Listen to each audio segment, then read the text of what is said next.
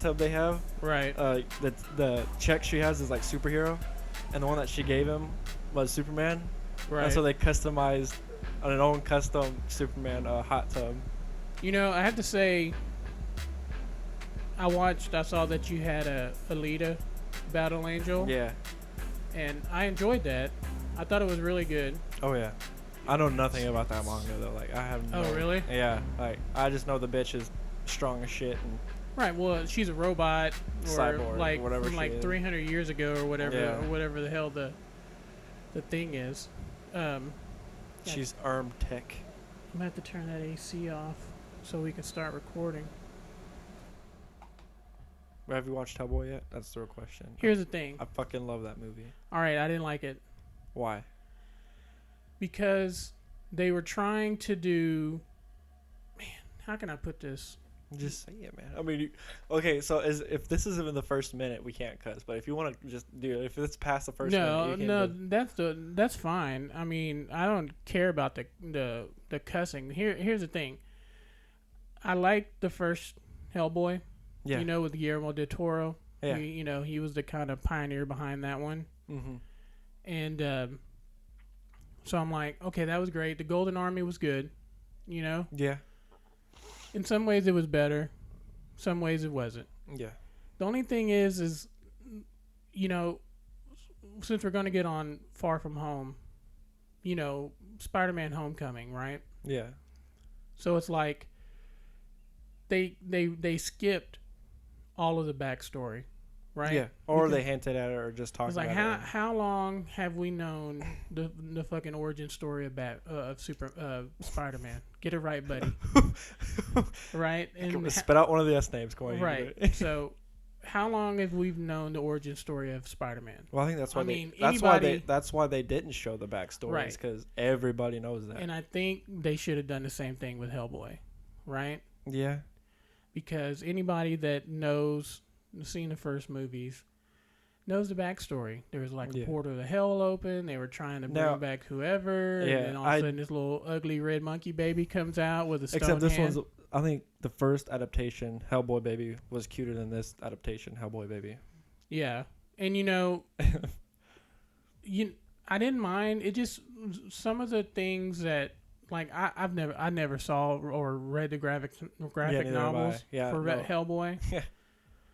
But I mean, from what I've gathered, that it was kind of like it wasn't like PC. You know what I Yeah. mean? And Yeah. there was a lot of violence. There was a lot of gratuitous violence, and Yeah. and that was all okay. But it just seemed like the story lacked a little bit. Now, see, I liked, the director aspect. I like how he's, so the Blood Queen, whatever her, Nimue. So I like how, this story has two sides. It's a coin. It's two sides. So Right. her story is, she has this plague that could wipe out maybe all of the humans and maybe some demons, but then they could take back the earth. Right. But on Hellboy's side of the coin is if he pulls Excalibur out, he doesn't just kill demons, he kills everybody. Yeah. Well, I mean, So I like that aspect of it. And they couldn't have casted a better Broom, dude. I love Ian McShane. That's oh no, the casting. Even the guy that plays Hopper. Have you watched Stranger Things yet? Have you watched any Stranger? a bit of it. I don't know why I like that show. I think it's mostly I'm nostalgic about the '80s. Right? Yeah, that's 'Cause, good. That was a good time period, man. Well, fuck, you weren't even alive in the '80s. Yeah, but I know some me- aspects For of me, the I could say yeah, it was a great time because I was like, especially when they're filming it or the timeline of the show, it's like '85. Yeah. I was like 9 years old, so I remember all that crap that was going around. All the pop culture, all the music, all that stuff. I knew it all. 80s. Yeah. And so, but I mean, the story was great this year. But getting back to Hellboy, I didn't hate it, Yeah. right? I just thought that they could have done without the kind of backstory, especially nowadays. But bro, I love the aspect of he's like connected to King Arthur. That was pretty cool. No. That was fine because that kind of comes later, Yeah. right? When they go and Yeah. spoiler alert, everybody who hadn't seen Hellboy yet should have maybe led with that in the first place. Oh yeah, spoiler alert by the way. But you know, that part I didn't mind. It was Yeah. kind of like they kind of wasted time. Going back with Hellboy's part. And Right, going back to like the origin story. You know, if there's fans out there, and especially today with YouTube and all these ways to market it, they could have cut that one part, Yeah. and they could have put it online, right? Yeah. People could have went if or they bonus features of the digital release. But you know, in order for people to kind of understand what was going on, they could have put that like in a little YouTube video. They could have went, or they could have played it on the website, because you know all the movies now have, you know, websites that you can go to, and I think they could accomplish a lot and could have put more in the movie. Now the aspect of like the story, it could have been better, but I think it was pretty damn good. David Harbour, he's got the face for it. Right. What I'm saying is the characters were fine. I think the story and maybe the pacing, you know, was kind of, they try to do too much. You know what I mean? Well, that's what a lot of these movies do these days, is they try to put too much in the first movie, and then the second one they just explode with all the other lore they wanted to explore. Right. Well, it's like with Spider-Man: Homecoming. You know, they just like anybody that was born like after like 1960 or 70 or whenever, you know, Spider-Man comics came out, knows the origin story of Peter Parker. Right. You know, he was a teenager. He was kind of a dork. He was a smart kid. He got bit. By a spider. Next thing you know, this motherfucker's got super strength. They can climb on walls. You know, yada, yada, yada. He's super sticky. Yeah. He's super helpful. Super sticky. And so, you know, and I think that's where Homecoming hit a home run, is kind of like, okay, everybody knows this. Yeah, I like how they threw him in the mix already. They threw him. Right. And it was kind of like that, how they kind of did it. And you could even say in Civil War that they kind of like briefly kind of breeze over his background. Yeah. You know what I mean? Because everybody already knew. I love the philosophy that character has is, you know, I couldn't play football then. Why should I now? And going into Far From Home. Dude, they could have not done that movie any better. Yeah, no, I mean... For a bookend of Phase 3, they couldn't have done it better. I was looking for something to kind of pick out that I didn't like, and there really wasn't much. No, there was some jokes I feel like they thought it was going to hit the way they did, but I don't think it hit. Right. But the action was crazy. Oh, yeah. I mean, you kind of saw what Spider-Man could do in Infinity War when they're on Titan and they're taking on Thanos, you know, with the gravity's all jacked. The baddest mother in the galaxy, man, universe. He's, you know, swinging and hooking on to stuff and trying to keep people from floating off the planet. And so, you really kind of saw what he can do. And then Far From Home, I mean, you really saw him, like, have to stretch. And that whole part of him... Peter Tingle. He had to use his Peter Tingle. Peter Tingle, which, you know, I don't care. That's comedy gold. You know what I mean? Because not only did they, you know... And I just want to say this real fast. If Aunt May wasn't gonna get with Happy, I'd be hollering at Aunt May. Bro, my God. Okay, so the whole thick, dude, the whole time. So thick. Michaela was pointing out, you know, Tom Holland's ass. Which, I mean, don't get me wrong, he was thicker in this one than he has been in any other Marvel movies. Right. But bro, Aunt May in that one shot when Peter came back to her and they were walking to the car, she was super thick. Yeah, and then that one part where they're at that whatever that thing she was doing where. Whatever that benefit or foundation like she was working for, and she was in them denim jeans and she had them jacked up high around them hips. I was like, damn. You know, and they were talking. They've talked about that on other podcasts about, you know, because typically in all the stories, she's old. Aunt May has always been like this, you know, old woman like in her 70s. She's like, I can't sleep. She's like, I don't want to sleep. And she's like in a house robe most of the movies. I mean, especially in the first Spider-Man. Oh my God, the Tobey Maguire series. She was praying before she went to bed. So it was like she was almost in a walker. Yeah. You know, or like in a wheelchair in those. So I kind of like that because, you know, if they're going, you know, because to revamp these characters, right? And that makes you think that like if you know, because Andrew Garfield and Tobey Maguire were all supposed to be like teenagers. Yeah. Even if you capped them at 18. Yeah. Right.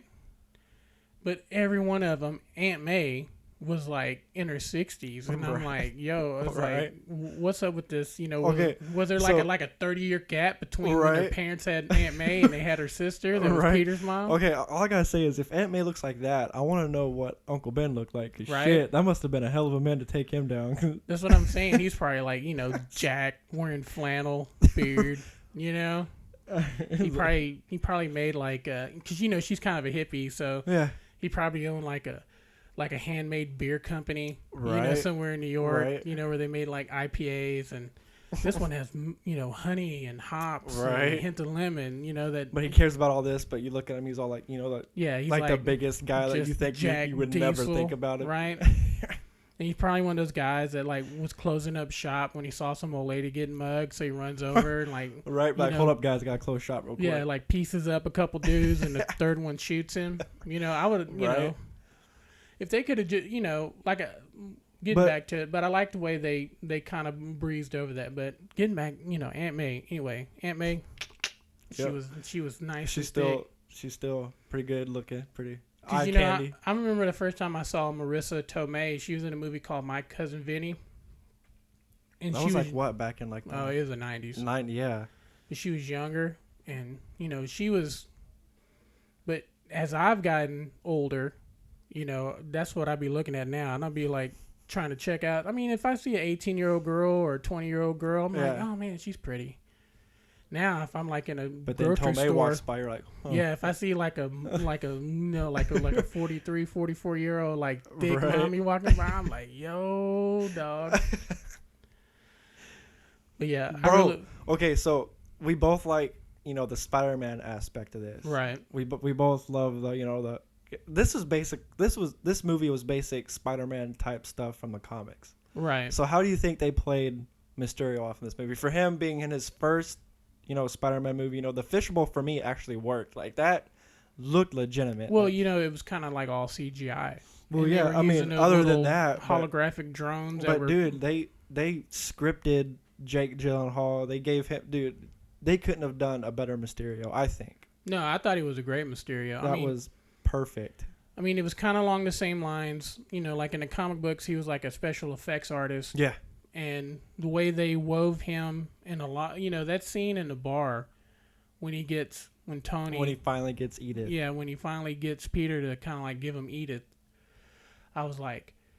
And then he turns that switch, right? Right. And then like you figure out that everything was... made up. It was all a hoax. This is exactly how they did it in the Spider-Man comics, how they introduced him. They made Mysterio out to be the good guy. Right. And then at the end, they made Spider-Man look out to be the bad guy. So, but dude, so good. So good. Yeah, I always drag my brother, and he's not a big comic book movie fan. Right. I mean, they're okay, but I think it's funny how, like, we'll go see, we'll eventually go see everything, whether it's Marvel or DC. Right? So he's gone when we went to see Superman or Batman versus Superman or when we went to see Justice League and Aquaman. That poor guy, dude. We tie him up and throw him in the back and he comes with us. Right. And so, even him, and this is not his, forte. This is not his movie he enjoys to watch. He doesn't go, ooh, can't wait for the next Marvel movie. Right. No, he's like, what are we going to go see? Oh, there's another comic book movie. I'm like, shut up, dude. What's this one? Toe Man 5? Yeah, or whatever. And you can even tell with him that with the DC movies versus the Marvel movies, he enjoys the Marvel movies more because not only are they better scripted, they're interconnected smartly. Yeah, in a very smart way. It's not too dumb connected, but it's connected enough to where you can it's done. It's not overwhelming, but it's done enough to where any average moviegoer could put the pieces together. The thing was he hadn't even seen. I forgot that he never got to see Endgame. Right? So we go and see Far From Home. The only person on this face right. of Earth. Yeah, literally my brother. Who's not seen My Endgame. brother is probably in a handful of people on the planet that hasn't seen Endgame, right? And that's because he was working. You know, when I went to see it, it was kind of like I was having to work. I saw that 6 times, man. You saw it 6? Yes. I only saw it once. Bro. And I still cried the 6 times I saw it. And I wanted to go see it again, but man, my schedule was too crazy. I couldn't go. And I tried to go with some other people, and nothing ever worked out. But, you know, so he's even watching it, and he even, you know, like he sees all these murals of Tony Stark, and he's like, did Iron Man die? And I was like, oh, no shit, Sherlock. Yeah, I was like, oh shit. He never saw Endgame, so he didn't understand anything that was going on. I love the fact that they brought somebody back from 2008. Oh yeah, that one guy that was with Obadiah. Yeah, that freaking just went off on him, and they brought him back. See, dude, and then I didn't see that coming at all. No, me either. That and the fact that they tied Gyllenhaal in Civil War, right, into the one that actually did the barf. Yeah, I was dude, like, that same night, last night we went to go see it, but we didn't get home until like 1. Right. I plugged in Civil War. I wanted to see if I could spot Jake Gyllenhaal. Well, I mean, it would be slick if Marvel would, like, you know, give Amazon or Netflix or whoever is playing these and give them an updated copy. Right. And then they go back and they kind of edit in Jake Gyllenhaal in the background. Because then you're watching, it's like, oh my God, has it been there the whole time? Yeah. And you're like, how'd I miss that? But the action was great. I like that little, like, group of rogues that he had to face. Like, that whole group was, like, extremely smart and, like, the Mysterio's people, group. Yeah. Well, they were all disenfranchised or like they hated Tony Stark. Well, I love how they all worked for Tony Stark, and then the guy died. They're like, you know what, dude? And it showed an aspect. I mean, you knew that Tony Stark could be like a egotistical prick, you know, because he demonstrated a little bit of that in all of the movies. Yeah. You know, because I mean, literally, he was like the smartest guy in the room. Right, and he was forever stating that. Right, yeah. Dude, there was no lack of him saying, I'm the smartest guy there is. I mean, even if you kind of count in, like, Shuri, you know? Yeah. You know, he was the one that figured out time travel or how to do it successfully and not turn everybody into babies. Right, and not push time through everybody, but let people flow through time. Right. So, I mean, in that, you know, it's kind of like, and I kind of, you know, because if you really think about it, the fact that it's 5 years in the future, and that was another thing I wanted to touch on. Totally forgot about that. But, dude, as soon as they started talking about, as soon as Happy and Peter started talking about that, okay, I also teared up on that scene, but I didn't cry. But that was... Right, were they on the jet? Yeah. Right. And I almost, like, too, I would, like, forgot that... Until it was like somebody made a point out that, you know, somebody who was, I don't know if it was Flash, was trying to drink. Yeah. And he was like, no. He got blipped. He got blipped. Okay, and what the fuck is this blip stuff? I don't know. I would rather call it the decimation than the blip. I don't like either of those terms, right? It was like the event, whatever, but the blip is like, it's kind of more than a blip. I love, you know what I mean? I love how the Friendly Neighborhood Spider-Man movie officially titled it The Blip. Like that. Yeah. Oh, like when you look at that, like when he was on the plane. And like Ironheart and Finding Wakanda. Right. I thought that. Bro, all of those. It was the Snap. It was Finding Wakanda and Hunting Hydra. I laughed at that one so hard. I was like, they got those guys, you know, a couple movies back. They don't have to hunt anymore. I mean, that just tells you the level, and I just think that it was the smartest move that Sony could have done, was linking up with Marvel, right, and having Feige and his team kind of take over the reins of making these movies, because I mean, both of them, Homecoming and Far From Home, have been home runs. Well, shit, Far From Home's #1 in the world right now. Right. Well, I mean, it's going to make $1 billion. Oh yeah, I mean, easily. It's a movie with Spider-Man tacked on it. Because I heard somewhere that it has to make $1 billion, or Sony's not going to let Marvel, you know, have their hands on a third movie. Yeah. And I'm like, that is so dumb, right? Because you are the last two, The Amazing Spider-Man and The Amazing Spider-Man 2, they were okay. God. The second one was not as bearable as the first one. I mean, I love Jamie Foxx. Don't get me wrong. Yeah, I love him too. But him playing as a supervillain, it was kind of terrible. Blueberry lips. Really terrible. And I was just like, it is such a. I mean, even if you look at it now, it's like $800 million, like $830 million worldwide. I mean, it's going to hit $1 billion. You know what I'm saying? It would be beneficial for Sony to keep letting Marvel kind of take the reins on these and keep making these Spider-Man movies. Yeah. Because they're making money and they've been a far sight better. Well, okay, the original Spider-Man and the second Spider-Man were juggernauts. Okay, right? The second one was probably the better out of the two. I love that one. That was for sure. 3. No one. Let's not talk about that. It's like they would. I think a lot of people would rather just talk that one right out of existence, right? What? There's a third one. What are you talking about? But what I don't, because now everybody's want to talk about the Venom and the Spider-Verse and having these two square off. I mean, and if you saw Venom, which I liked, bro, that was a good one. I liked. I could have done. I think they kind of, but see, and that's a total Sony job. Mm-hmm. And though it was, and that's another Sony negotiation if they want to do Spider-Man and Venom. But I think if Sony was smart, the next time if they wanted to do a crossover and have Spider-Man and Venom kind of down, right? Just let Marvel take the reign. Yeah. Don't try to do it yourself. Because if they wanted to do a Spider-Man and Venom movie again, that'd be another big negotiation with Marvel, just because Sony can do that. Just they have the rights to all those characters. Well, and I understand it's a business and they're trying to make money. So anything that goes down is because they're trying to negotiate a bigger cut. Yep. Or licensing, because Sony owns the movie rights to Spider-Man, but they don't own the merchandising rights. No. And Spider-Man by himself does $1 billion a year in merchandising, right? Yeah. Video games, fucking pajamas, bed sheets, little kid shirts, whatever. Yeah, whatever they can put a spider face on. They throw it. They tack it on. Kids will buy it. They'll want it.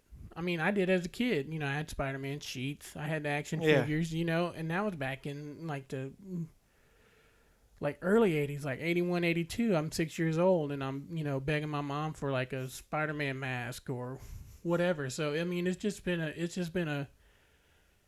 And if they want to keep this kind of train of success going, they stay with Marvel. They gotta.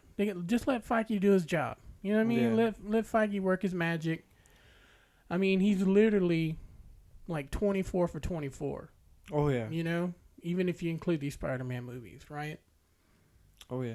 I mean, he's batting 1,000. But the only movie I really didn't like, on the Thors. Yeah. It was still like a double. But I'm just saying the Thor movies were good. If they could have done that good, they could have made Galactus and Silver Surfer. But they didn't have that. They a lot better. But you gotta understand that was Fox. Oh yeah. That wasn't Sony. Yeah, no, I get that. You know what I mean? But see, and another thing that I'm upset about, well, not upset, but is how long of a drought are we gonna have now after Far From Home?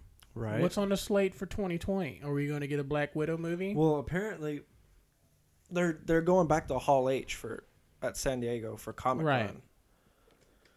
And from what I've heard and read and watched online, they're supposed to show panels of what their next Marvel movies are. So I'm hoping... they did that one year where they had that whole timeline. Yeah. But I'm really hoping it's not going to be, this is what, 2019? Right. Really don't want to see a year that says 2023 or 2024. Right. I want to see one in 2021. Yeah, I want something that happens like right away. Yeah. Because I don't want to wait, 2022. Fuck, I may not even live that long. Right? I mean? Yeah.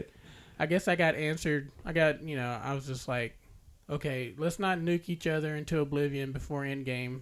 And that kind of happened. And now I'm kind of like, man, is the world even going to be around by the time we get to see what happens post, Spider-Man Far From Home? Right. Okay, so before I lose this question in my mind, do you really think Mysterio died?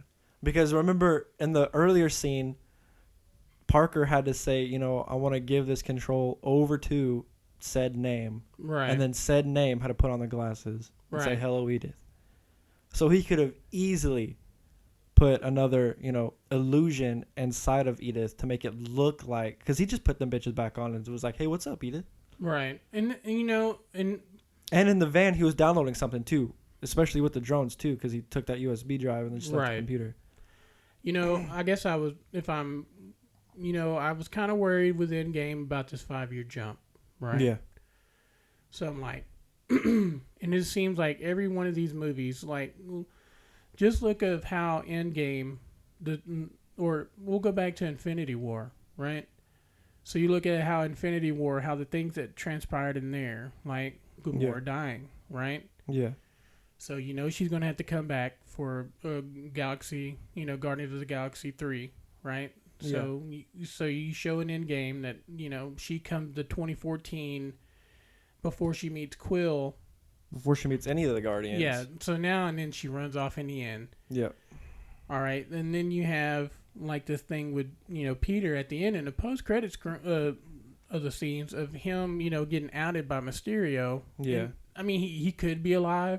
I think he probably could have pulled off like one last illusion for him to stick around and come back.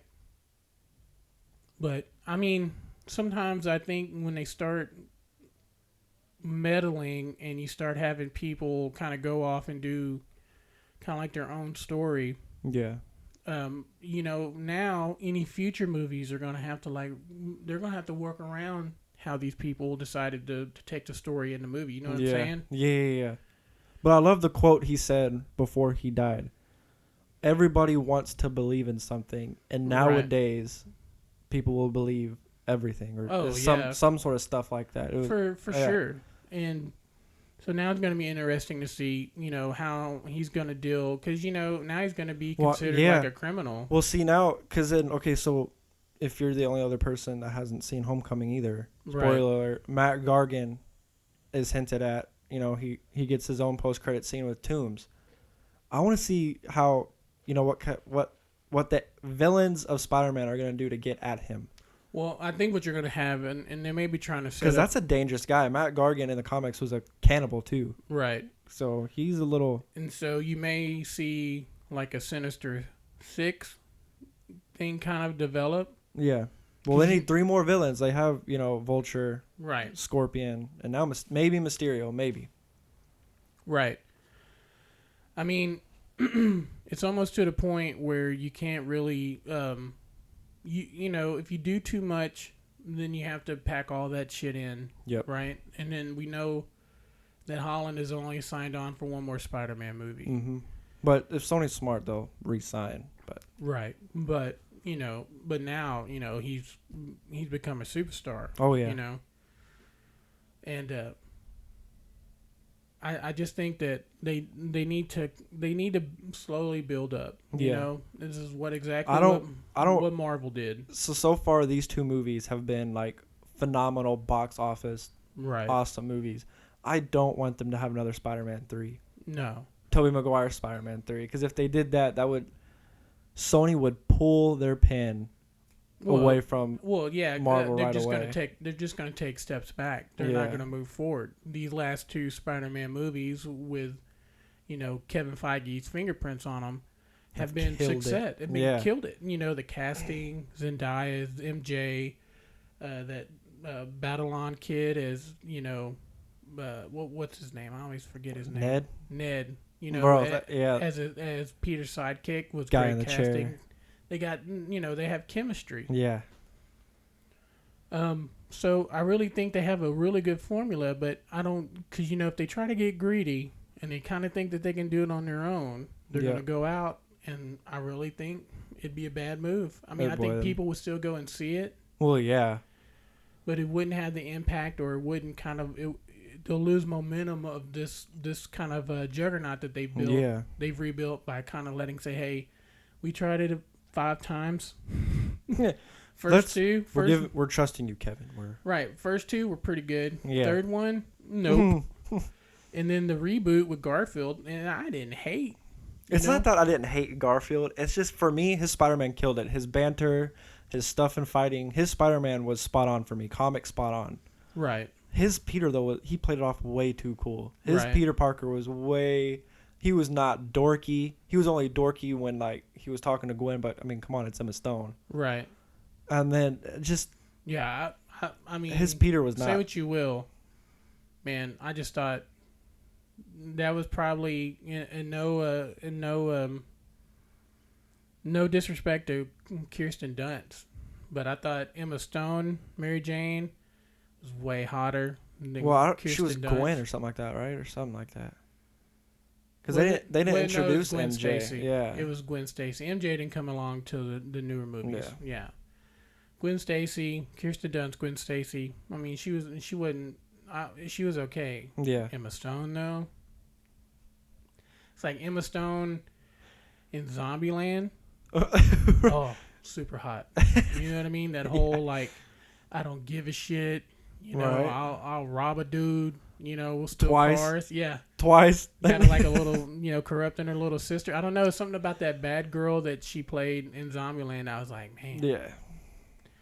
She got it going on. But Zendaya's MJ, she's brought it on her own. I like it. I like her little aspect of her. No, it is, and of her MJ is really good. You know, and nowadays everybody's like losing their mind over this stupid ass. Well, the decision wasn't stupid, but this whole live action Little Mermaid, where everybody's kind of like acting like, come on, white people, Yeah. As a senior member of the white delegation, I want to tell all the people, all the white people, like, chill out, bro. Right. You really... Okay, so I get, when you're a director and you get like a beautiful masterpiece of a movie from Disney. Right. And so you're a director, and so you want to respect what happened before you, but you also want to make it your own. Right, of course. And so being in the director chair is already hard enough in that aspect. Yeah. And then casting nowadays is literally almost impossible unless you know somebody. Well, not only that, but then it's like everybody's an expert. Yeah, and then everybody wants to throw their opinion when the director's like, listen, I get this is a time-old, really good movie, but I want to make it my own. When they started to come out about making Far From Home, and they were going to cast Zendaya as MJ. Yeah. Right? I didn't give a shit. Yeah. You know what I mean? She's a good actress. I've seen her. Yeah. She killed it in Greatest Showman. Yeah, and it's like, I've been watching her on this Euphoria on HBO. Yeah. Shit is wild, bro. Oh yeah. I was like, yo, if this is what kids are living now, if this is what teenage life is, next generation's screwed. Or like, if this is just as what teenagers are going through in California. Right. Because I don't know what the hell kids are going through in Texas. But that shows another aspect of her acting, of what she can do acting wise. Yeah. And I respect her. She's a great actress, and Tom Holland's coming on his own too. I mean, he's been surrounded by Chris Hemsworth, Chris Evans, right. Robert Downey. I hope they just don't screw with the chemistry or the casting, and they just keep having this collaboration. And not because it's all about money. Because every time they go back to the table, it's all about renegotiating cuts and distribution and all that horse shit. All I want to say is, since this mermaid's black, Idris Elba better be in that freaking movie. I'm just saying. Or I heard that Terry Crews was going to be Triton. Yeah, I was like, yo, he's up there with his chest flexing. Or every time he yells at her, it's gonna move each pet. Yeah, which is fine. I don't care. I really don't, dude. I don't either. It's just everyone wants to throw their opinions out. And I've seen The Little Mermaid like a gazillion years ago. I haven't watched it as many times as I watched Lion King, though. No. That's all I know. And I haven't seen I watched The Lion King. I watched the original. It was fine. Yeah. I mean, how do you hate on James Earl Jones, Well, you saw me grow up. You saw how many times I watched that movie. Right. So I would understand if you were invested more in The Lion King. Yeah. Instead of having have them do something different. Right. But I think if it's just a good movie and they're trying to be diverse and they're trying to, I applaud diversity, but I just don't want it to be pushed. Yeah. Or settle if they're going to be out there and they're going to have diversity, then, at least, let's get actors that can act. Let's put more than one race in the and regardless of that, let's just get great actors. Yeah. Because if you have great actors, regardless of what part they play or what their nationality or ethnicity is, who cares? If Doe Pender's such a freaking famous character, and he's just a side character in the Deadpool movies. That's what I'm saying. As long as they put in the time and they have the right script and they have the right actors, and I think, if great acting, for me, it transcends, Yeah. If they would have had Idris Elba not be, what's his face? Heimdall, and he was Thor. Yeah. I wouldn't have gave a shit. Right. Because it's Idris fucking Elba. I mean, he can act his ass off. I don't give a shit. Right. Bro, if they would have had a female Thor, right? As long as they would have had, just saying, if it could happen in the comics, no one gets shit for it. It could happen in the movies. If they really took their time and they got a great actress that could have the physicality, that could have the acting chops. Right. I mean, and again, it goes Chris back to Hemsworth has worked up from Thor, on his acting. But again, that comes from the script, and again, it all rides again on the director, which sucks, and the producer, too. Mostly, it's director and producer. But dude, if you have either of those titles attached to you, you have to do good, or you have to at least know what you're doing, right? Because, dude, if Jon Favreau didn't kill it with the first 2 Iron Man movies, they would have not given him Lion King. No, and they wouldn't have given him anything. No. And we wouldn't probably never be talking about any of this crap that we've been talking about through like these. Right. I think this is podcast number 8. We've had a little bit of gap, but we're trying to, life happens. The course. Life takes a dump on you. But, and one thing on the end, and I need to touch on it because I need closure. Fucking Game of Thrones. I know it's been. I know it's been months, and I know people are kind of over it. I'm not. Well, I'm still upset about it, but I feel like I want to touch on it now that I've had a good month, right? Maybe a month and a half to not just. Bro, the people I convinced to finally watched it, right, hate me now. It's like it's not. I told you to stop at the 7th season. I don't care about the cliffhanger. Right. Yeah, just like back up off of that. So let me see if I can get this out without cussing, because I've been really. I know. It took me. I know what you want to say. Weeks. It took me weeks because I even recorded a podcast on my own that I couldn't air. Because I was just. I heard that you were throwing multiple F-bombs. Oh, man. You would have thought it was carpet bombing F-bombs. It wasn't just one. Oh, this is like napalm nuke. Yeah, this was like Vietnam flying over the tree line and it just lighting up on fire. Yeah, no, I get it. So I was just as mad. So let me get this point out before I get angry. So, as much anticipation that they built, as much waiting that we did, right? And all the plots they had in all of the seasons. And all of the source material, even after they ran out of the books, and they were kind of on their own, they still had plenty of source material. Right. And George R.R. Martin, his fucking self, right? Yeah. To go to in order to give a crescendo, a finale. Better ending than what we got. Right. So when I first heard that they were going to do 6 2-hour episodes, right? So it's basically you're getting 12 more of a story. You're getting 12 episodes, yeah, right, condensed into 6, yeah, right. If they would have stuck to that thing, if they would have stuck to that, idea of doing 6 120 minute episodes, yeah, they would have had more time. To more character development, more right. They could have done things thoroughly. They should have paid more fan service and gave us more what we wanted. And some things we got, and then some things that kind of came out of left field, and we're like, what the fuck is going on here? Yeah. And then that last episode was absolutely horrible. Bro, they made Tyrion and Jon the dumbest mother. And Westeros. Right. So here you have the most honorable guy and the smartest guy in Westeros, right?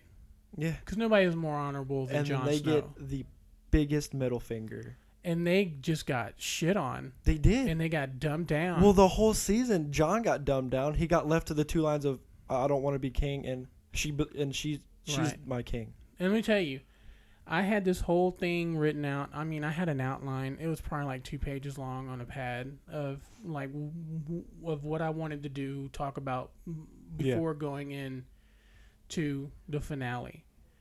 And I just thought, like, man, this is really, really shitty. You know? And it was shitty writing. It was the writing was trash.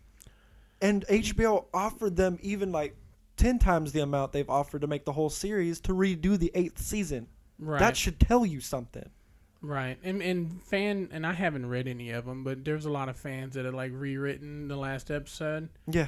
Some of them are a lot better than what we got. You know, I guess I felt hoodwinked, right? Because, you know, how many times, even before we started the podcast, how many times did we talk about Game of Thrones? How many times did we rewatch every season? How many times did we theorize? I get talk about what we wanted to see in the end, and they just they dropped the ball on every. I get that they wanted. They wanted Grey Worm to have more of a character arc. I get it. He was a good character, but he could have had more, right? He could have been a better, more sought out, more pulled apart character. When did he get so bloodthirsty? Right. This mother was. Well. Oh my. Look. Okay. Right. So if we're gonna touch on that real quick. So imagine if you were born and you had your cock and balls chopped off. And you felt like that's all you have is anger and violence. Yeah. No, I get. Yeah, they took your man bits. Like, you can be mad at that. Yeah, they took the twig and berries. So all you have to compensate is this unbridled anger. Yeah, well, not even unbridled. It's unbridled when he releases it, but it's like you have this inconsolable rage that you can never soothe. Then all of a sudden, this beautiful woman comes along and loves you, loves you, even though that you cannot, you don't have any twig and berries. You got no. And this blonde-headed, I was fixing to drop a really hard. I know what word you're about to drop. This blonde-headed woman. Okay, that's such a nice word. That's stellar. Is a woman. No, and look, I don't throw that word around lightly. No, I know. And this is one of the people who even though she's a fictional character, she has rightly earned this moniker, but for reasons of monetization and YouTube and SoundCloud and all, the lovely platforms that I like to put this, I will refrain from using that word. Yeah, right. But she takes that all away from him. No, I get. Yeah, I do. No, I get. So yeah, it's like, what else does he? I mean, he had the one woman that didn't give a shit that he didn't have, beans and franks. Yeah. And she dies. No, so he's like, he's like, fuck everybody. I get that. I do. Like, that was his woman. I get it. I mean, all he could do is, just happy trails down and, yeah. I get that was his woman. And also, his plaything. Look, I understand, that it was his woman, but you have to understand that she was his woman knowing that they could never have kids. Yeah. That they could never, knock boots the traditional way. I'm sorry, but I wanted Arya to slit Cersei's. That was one of the points. That was one of the points. Her and Jaime dying in that fucking, rubble from the dragons just lighting up Westeros. I think, King's Landing. So usually Tyrion has, from the first to maybe 6th season, he's had more than two badass moments in an episode. At least one or two. The only thing he did was throw a freaking piece of metal down and basically said, F you. Right. I was like, man, they did my man Tyrion wrong that episode, man. And even in that last speech where he's in front of the council and then we'll get into this final piece. They should have wheeled his ass into a freaking closet. Like your mom said in the first episode, they just need to wheel him into a closet. His depressing ass into a closet. And now he's king. And then he's like, why did I travel all this way? Yeah, I was just like, yo, this is trash. I was like, boy, where did that come from? This is all trash. When he was near the tree, he's like, I'm going to go down. I'm like, where the fuck are you going to go? McDonald's? I mean, one can argue that maybe he knew he would be king, and if he had any aspirations, that it would put a target on his back. Yeah.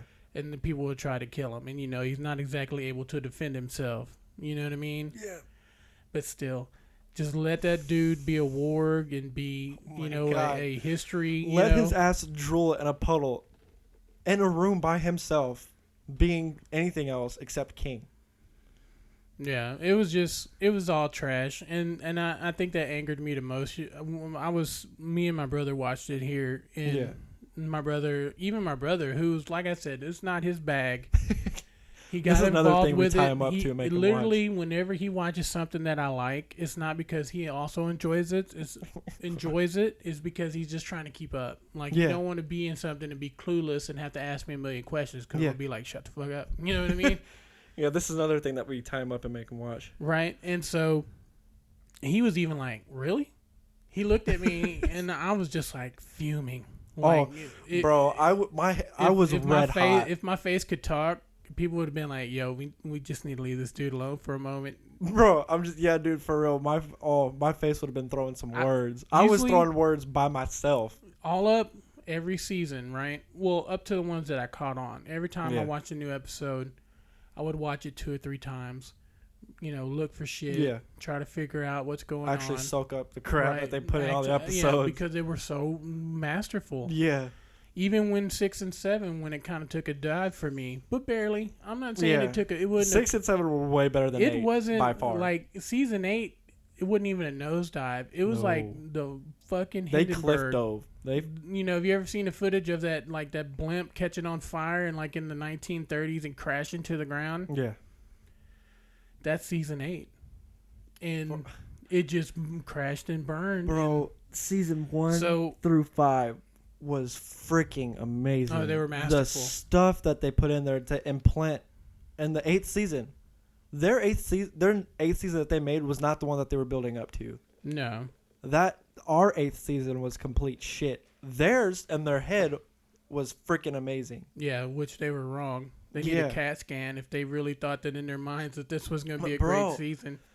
You know what? I don't care. How did they think we were going to react when they did some shit like this? Here's the thing, season? though, right? So you have all these other people that do podcasts and that focus on Game of Thrones, and they're all trying to apologize. They're trying to be apologists for these motherfuckers, and I'm like, I've heard them talk about every season up to season 8, right? And I think they were almost in denial. Right. Of how shitty it was. Like, guys, this is a fake season. I swear it's a fake season. So instead of following their true feelings, they really, really struggled to find shit to like. What HBO did is just spew shit out of their mouth. Right. And so they were really trying to find things that they liked about it. And they really ignored. You really can't. You can't. Well, that's what I'm saying. If you're a real fan, and I could give 2 shits. That whole season was trash, dude. And especially the final episode was just like, it's like when you eat a bunch of hot wings and you drop a few logs, right, and then right when you're about to finish, you have like a little bit of diarrhea to just kind of finish it all out. That's clears season, you, clears you out. Yeah, that's season 8, bro. In a nutshell. I would have been okay if they would have ended the show after Arya killed the Night King. Yeah. I would have rather them end it there than end it the way they did it. And give us that horse shit of episode 6. I'm just saying, dude. It was horrible. Night King bitched the out. He was like, you know what? I want to kill you. I'm good. I'm like, dude, you little. Yeah. I'm gonna stop talking. Yeah, I was gonna say before we get into a curse riddled rampage. So we're gonna wrap this episode up. Thanks everybody for tuning in. I'm pretty sure you thought we died, but we're still here. You can still find us on YouTube at Nerdifight, on SoundCloud at Nerdifight. We didn't dive into the. I gave a fuck. I told Twitter to fuck off because it's all horse shit. I hate getting on Twitter because everybody's dumb. Right. So follow us on the Facebook page at Nerdifight. Share our videos. Share our page. Spread the love. Tell us what you like. Give us some topics to talk about, and you can post them on Facebook. There's even an email, nerdifight@gmail.com. Send us emails. We're gonna try to keep pumping out content as much as we can. So until then, we'll see you guys next time.